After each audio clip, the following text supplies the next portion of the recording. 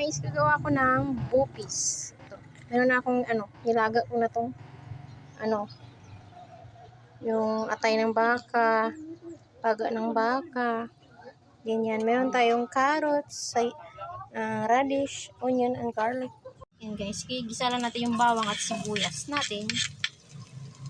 Bupis to guys. Beef.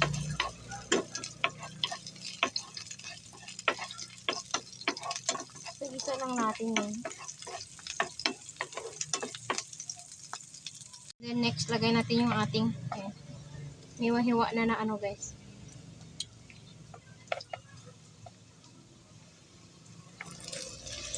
Freezer kasi ito galing eh. Kahapon kasi ito nilaga ko. Ngayon ko lang naluto kasi busy.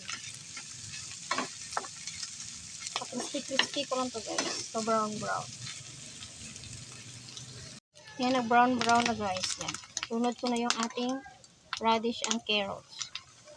Sabay na natin. Yan, ganyan ako magbupis guys. Ulit yung aking lutuan. Halo-halo lang.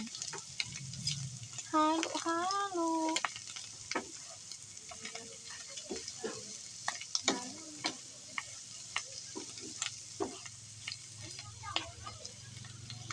Lagyan natin yan guys ng paminta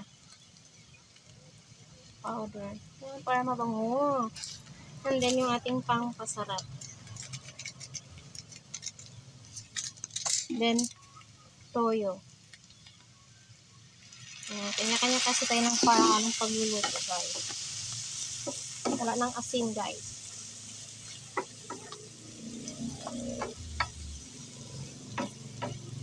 Halo-halo lang natin.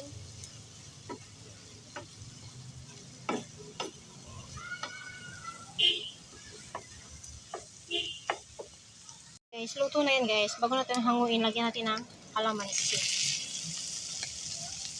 Suka kasi yung iba, sa akin kalamansi lang. Yan, bango. Yan, ganyan lang kasimple yung aking bupis guys. Pwede gusto nyo may kulay kasi yung ibang bupis kasi may kulay, di ba? Dilaw. Hindi nyo naman lagyan ng aswete or food color kasi ako ayaw ko na lagyan. Kainin lang din naman agad. Ayan, luto na yan guys. Yan na, luto na yan guys.